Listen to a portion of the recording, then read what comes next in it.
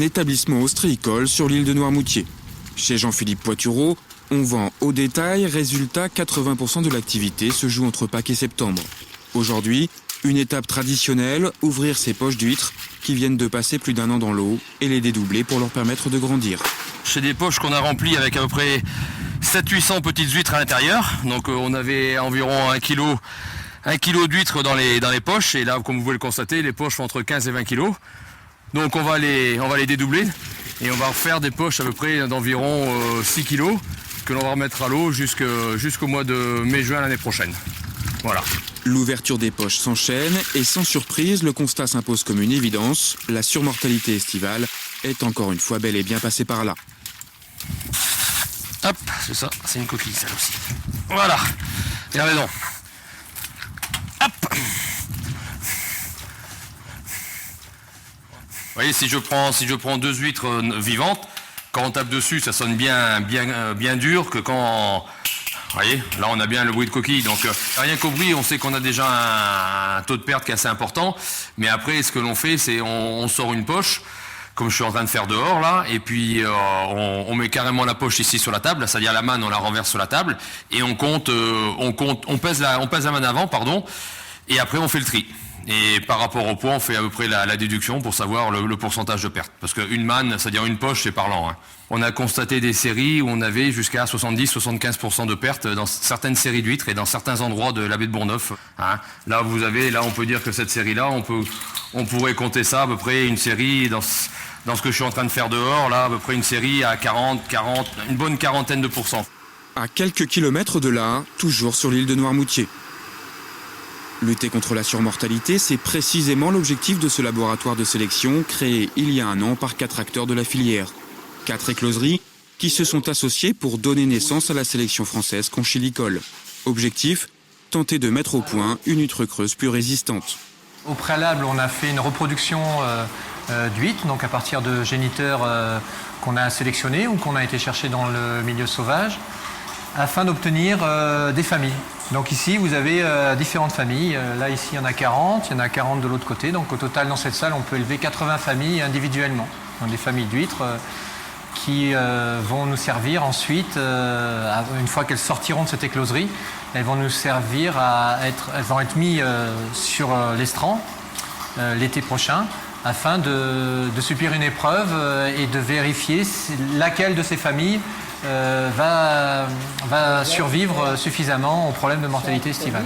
Une fois qu'on aura trouvé la famille élite ou les familles qui survivent bien, on gardera ces animaux afin de les faire pousser, de les faire grandir pour obtenir de futurs géniteurs qui eux-mêmes serviront à faire de futurs descendants qu'on pourra recroiser avec les familles qu'on aura sélectionnées et qui seront les meilleures candidates pour la survie estivale.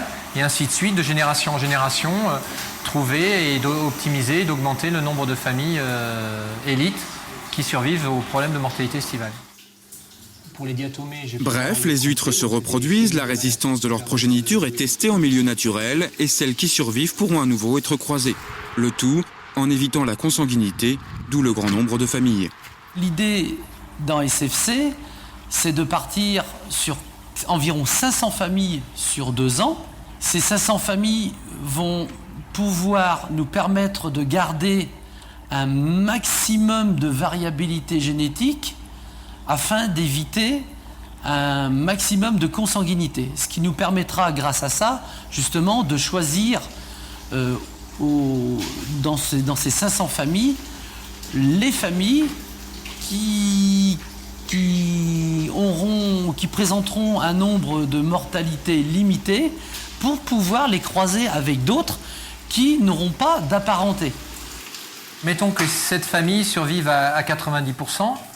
Et la famille 2, elle n'a survécu qu'à 50%. Et la famille 3 à 70%. Donc si on a il se trouve qu'on a la même mère sur la famille qui a 70% et la même mère qui est la famille à 90%, on pourra dire que c'est pas terrible de les croiser entre eux parce qu'on risque d'avoir un petit phénomène de consanguinité. Donc on choisira plutôt la famille qui a 50%. Mais donc ça c'est sur la première génération. Après on utilisera la généalogie. Si cette famille qui survit à 50%, c'est pas terrible 50%, mais si son arrière-grand-père avait survécu à 90%, génétiquement, on sait qu'il peut y avoir un intérêt. Donc, avec plus de pertinence, on ira choisir cette famille-là, connaissant sa généalogie, plutôt qu'une autre famille qui aura survécu peut-être à 70% ou à 60%, mais qui n'aura pas une filiation, enfin une généalogie plus intéressante. Il y a juste un volume donné, bien précis. Un travail de longue haleine donc, avec une sélection basée sur l'observation. Aucune manipulation génétique. Il s'agit juste d'isoler les huîtres les plus résistantes et d'accélérer la sélection naturelle par des croisements définis scientifiquement. On sait très bien que la nature a des pouvoirs donc, de sélection, sauf que la nature va faire cette sélection naturelle sur 10, voire 20 ans, voire 30 ans. Nous, à l'heure actuelle, le temps de l'économie, c'est pas celui donc de la recherche. Et il est absolument nécessaire de travailler dans un laboratoire. Ce laboratoire va accélérer le processus de sélection naturelle en fin de compte. Et on utilise les mêmes principes qui est utilisé naturellement dans la nature, sans qu'on sache... Enfin, la nature ne sait pas ce qu'elle fait, mais elle le fait bien.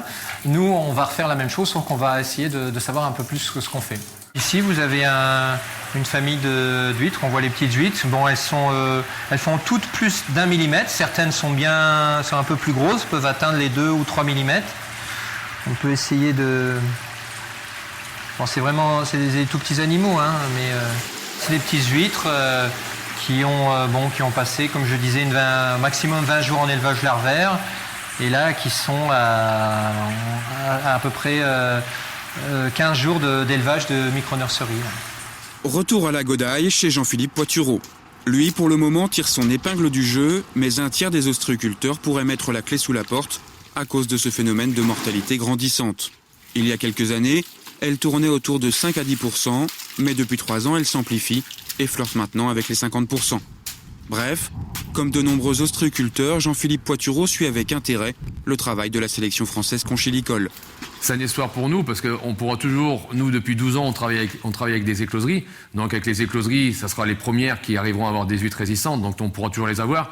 Mais par rapport aux personnes, aux ostréiculteurs qui font du captage naturel, je veux dire, si le captage naturel continue à avoir des grosses pertes, c'est des gens qui sont en très grosse difficulté. Parce que s'ils n'ont pas les finances pour acheter des petites huîtres, automatiquement, quand le captage ne marche pas ou crève, il faut attendre l'année d'après pour en refaire d'autres. Donc c'est pas du tout la même chose. C'est moins coûteux, financièrement c'est moins coûteux, ça demande plus de travail, mais le résultat n'est pas sûr à 100%.